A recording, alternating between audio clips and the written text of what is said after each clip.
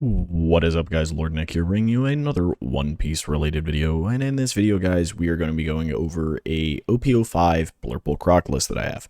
But before we get into that part of the video, guys, I do want to apologize for the fact that I have not been releasing videos on the weekly schedule that I originally had set. Life kind of got in the way. It just happened. I end of the college semester. Work was amping up for the holiday seasons. I'm in the preparation moving because of work. And then on top of that, just the holiday season in and of itself. So just all of this combining just meant that I had a lot less time. And then I guess one last additive was I was trying to make a video about how I go around deck building in One Piece. And every time I made it, I just kept disliking the video. But let's get into the list that I've been rocking. I've been rocking this entire weekend. So from the release of OP05, I wanted to test out some cards. So some of the cards have been replacements to other cards from my previous list. And it is a much blue heavier deck overall. But I still think that Blurple Croc is the better route to run him, just because I think his leader ability is very disgusting. When paired with the way that this deck functions and builds. Now, I will often have too many cards in hand to activate the leader ability all the time, but if I have that case happen, say I was sitting on almost all 6 of my 2Ks, then we would want to switch that up. Note, I am only running 6 2Ks in this list, but a big part of that is because the things that we are then running are a lot of no counter cards that are our top end. And we have Gum Jet Gatlings to help get rid of those, or useless events that are stuck in our hands, so that we can then eventually cycle. So even if we end up with too many sticky cards in our hands, we can cycle them out to start trying to get more useful stuff. The cards, the Jet Gatlings and Rains, have been phenomenally useful in this list. Running a set of 4, if you can run a 4 of 1 if you don't have the other. You could split it 2-2 like I do. It doesn't matter. It just have 4 combined 0 cost events that allow you to counter 3 and get rid of the stuff that gets stuck in your hand. Has been phenomenal, useful, and allows you to cycle. Mihawk is a great top end. Same thing with Kaido. I think the split currently stays the same no matter what I do. The only cards that of this current list that I have considered taking out are going to be Kaya's, which you can switch out for more Animal Kingdoms 2Ks like Sasaki's or X-Drakes.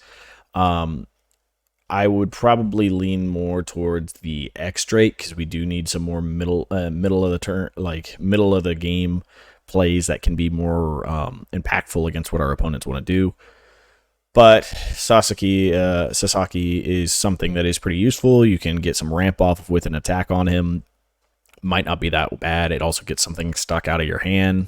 It gets you lower and closer to the thing. It's something that you could experiment with. I just have Kaya's here because I have Kaya's, and I've once or twice played a Kaya to actually just filter out through my deck. You could also just switch out a Kaya, put in a Miss All Sunday, and then we're at 8 blockers, which I think is fine as well.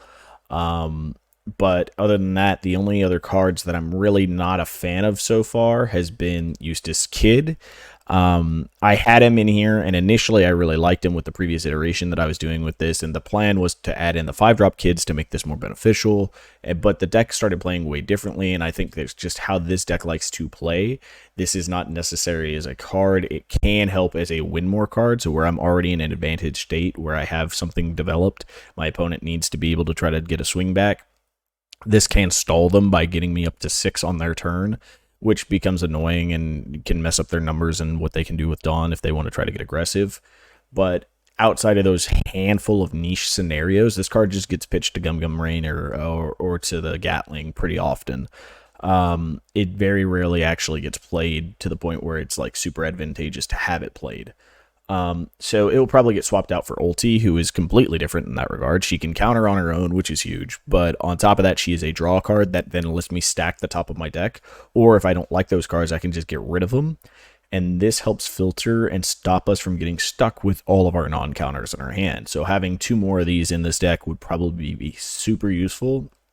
So I'm probably going to drop the 2 kids, put in 2 Ultis. I haven't experimented with it yet, so I don't know. There is also the chance that I drop the 2 Kayas. We go down to only 4 2Ks in the deck, which sounds really, really low, but we have a lot of events to make up for that. And then we'd add in another Isoni, probably. And then we might add in another Miss All Sunday. So it'd be Ice Oni, Missile Sunday, getting rid of these. We'd leave our playgrounds at the same because we can get playgrounds back. We can't get Ice Onis back, and having the consistency of having a 1K counter and just to make sure we have the Ice Onis is good. This combination of two cards here seems like kind of a meme card. You see it pop up every now and then in something like a Queen deck, and there's been a handful of other decks that maybe have experimented with it.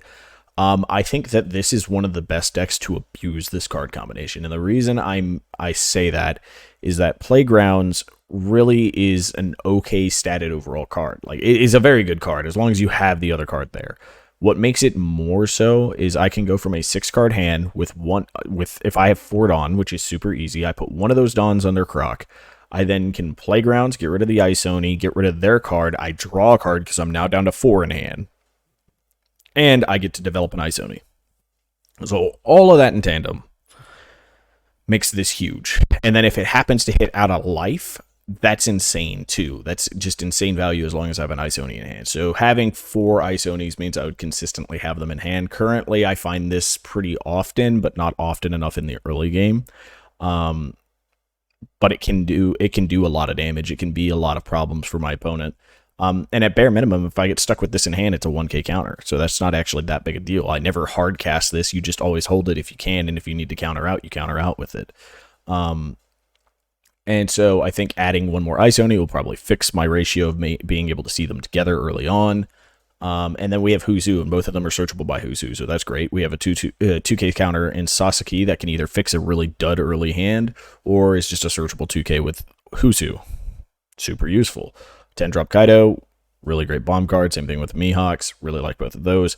The reason we're staying Blurple outside of the ability that Blurple Croc has, opposed to Blue Croc, is the fact that we then get also access to 8-drop Croc, who is just a heal. And this can really disrupt your opponent's ability to deal with you, and it's just very strong, and it is only runnable in either Blurple Croc or, the Pello Croc, the purple-yellow. And I think it works really well in this one as a kind of save me type of card. And if you remember when your opponent's swinging at you and you have a dud hand, you can get rid of a Dawn, trash a card, draw a card. Draw a card, trash card, which allows you to potentially find a 2K counter, find a 1K counter, find an event that you need with that 2 Dawn that you left open to find like a Dragon Twister and get out of a really sticky situation. So, also, by the way, Dragon Twister is searchable by Huzu. So this deck is just becoming almost all searchable by Huzu for our mid-range. But for Purple Croc, he's just a super useful utility tool that is just a big body that's hard to deal with. And then the last new card we've added in here is going to be Basil Hawkins. He's a searchable blocker, which is why I've replaced Law with him. We could run stuff to search Law, but Law would be the only one there. On top of that, a lot of people, when they see purple, think, oh, Law's in that deck. So they play around that. They often stick to 6 cards. They don't go up to 7. There's very few times I allow my opponent greed against me to have that many cards in hand now. So because of that, the mind game is, well, we're purple, so we have Law, but we don't. We have Basil. Basil, instead of screwing my opponent's hand, helps fix my hand. So in those handful of situations where I've countered out with a ton of things, that next turn, I can still swing in with my leader, clear something if I need to, and drop a Basil Hawkins. And so even though I'm low on cards, if I use an event, I draw from my leader. If I block with Basil Hawkins, if I'm down to 3 cards or less, I have a 6K blocker, so he becomes harder to get rid of. On top of that, I draw a card off of it. So it works very similar to like the old Boa that people used to run and stuff. But instead, in this case, I have a searchable card that is just a generically good blocker that then also becomes stickier and harder to get rid of on my opponent's turn while I'm blocking with it. So if they aren't paying attention and they swing a 5K thinking, oh, it's a 5K, and then I block it and I get to draw a card now, and he's a 6K, he survives the attack and I draw, and that really messes with the tempo that your opponents have. But the biggest thing is he's searchable and can draw you cards. So just really have been liking this card over Law. I found way more use cases for his ability compared to Law's ability. And then otherwise, they're just generically the same blocker if neither of their abilities hit, except this one's searchable. So, more beneficial. And then let's go into the kind of the event breakdown here. So, we have 3 playgrounds. We already kind of discussed that. We discussed how it's a draw, get rid of, and it build a body. Very useful. 3,000 Worlds and Red Rocks are your standard blue removal. You can mess around with this. I have 4 of these just in case I'm against Katakuris, but you could really move it down to 4 3,000 Worlds, 3 Red Rocks. You have the Miss All Sundays to get back whichever ones you need. So as long as you see 1 of each, you're fine. But I have found that I have hit too many Red Rocks recently, so I might cut it down to 3 and go up to 4 on here, or I might cut it down to 3 and go up to another Dragon Twister. Dragon Twister has been insanely valuable. We already discussed Gum Gum Rain gets rid of the sticky stuff out of your hand, which helps. Same thing goes with Jet Gatling, and they just help fix your hand and keep you the ability, similar to kind of how Playgrounds gets rid of a card and gets you down to that number to allow you to draw. Same thing goes with Gum Gum Rain. Dragon Twister is just a super efficient way of being able to, I block out. But on top of that, whenever your opponents are developing small cards, so it helps you against Zora matchups, it helps you against Law matchups, it helps you against Bello Betties, who's going to have Bello Betties out there. It helps you against a lot of things, actually, honestly. And then out of life, it just really destroys their tempo. They might have a 6, they might swing at you with their lead to start. You hit this in live and you bounce their 6 cost back to their hand. Their tempo could be destroyed off of that. This card just has so much innate value between its ability to give you so much more counter and get rid of a character, or just out of life getting rid of such a big character. So ultimately, it just gives you something else. You can hold up 2 Dawn with 1 Dawn on your Croc and you draw a card. So we have to have a heavy amount of events because we want to utilize this as much as we can consistently. So yeah, we have those, and then we have stuff that get us events back. So this gets us a card back and then potentially gets us another card. And into the late game, the way that this deck functions is you want to, against an aggro deck that wants to use their life as draw power, you don't really swing into their life for a while. You try to burn through their characters, burn through their board setup, and force it until you have 2 or 3 characters built yourself that can swing, so that your swing is to put them at 1 life. And if you have full life, it doesn't matter. But if you have 1 or 2 life, you want to kind of wait it out until they have nothing in hand. Specifically like the Bello Betty matchup, if they have 1 card in hand, then any of their triggers out of life can be used. So you need to be cautious around that. So you want to kind of wait until you can swing in 5 characters at once and kill them. Because then they're forced to take the cards to try to be able to stop one of those attacks. And so if you have 1 or 2 life left, then there's no guarantee they come back from it. But if they trigger to try to get something out, then it's okay, we need to clear type of situation. But other than that, this deck loves to go late. You're using a lot of these cards as stop gates, floodgates to hold off. You want to hold on to your Miss All Sundays until late. Kind of drop them almost all in the same turn if you can. Try to not use them as counter as much as you can. This card is way too valuable to use as a 1k counter. Because even if you play it and they somehow kill it, you still get the card back. And that's the biggest thing, is being able to get the card selection of the cards you might need to survive. And if they don't kill it, it's a blocker, which is just better than a 1k counter in general. So try not to. The basils you can use this 1 case if you need to, and then if you take out the 2 kids and put in 2 ultis, you can use ultis as a 1k. You can play ulti to get card advantage. Ulti is super versatile and useful. Helps you set up earlier to be able to do that 4 guy swing on 1 turn. And ultimately, you just want to play this to late game. Get as many of these big guys out before you start making your plans to attack. But if your opponent allows you to, even though I'm saying, you don't want to attack early, if you're against a mid-range deck, so say you're against yellow, the way you want this to function is you want to go first if you can. If you can't, then what you do is, if you're going second, you try to counter their first attack if you can. If not, don't worry about it. Don't over-counter. Counter it and get something. You could even threaten by putting a Dawn on him on turn 1, and then, if you have a Who's Who, place the Who's Who and pass. But if you don't, just put a Dawn on him and threaten, because now it's like, oh crap, if he has anything that he can use, like you can use an early Gum Gum Rain at that point to get you more card selection, stop their attack, draw, and then the next turn do something else. But on turn 2, let's say turn 1, you get to drop a Who's Who. Then on turn 2, no matter what, you kind of actually want to stick enough Dawn onto Who's Who to make him be a second attack. 2 attacks early can really set this tempo for this, because it will make your opponent feel like they're behind. So they'll have the question, and this has happened to a lot of my opponents, as they've gone, damn, this feels really bad wasting a 7k swing on a Who's Who. Or, damn, it feels real bad having to pop a Huzu. Like, nobody likes doing it. It's so funny that it happens, and it's happened in almost every single matchup that is a mid-range deck that I've gone against, where they're like, I gotta get rid of these damn Huzus. Like, it's so funny that that is the scenario that happens the most. It's not about, like, I have to remove this big guy, I have to remove these blockers. It's these stupid Huzus are making my life hell.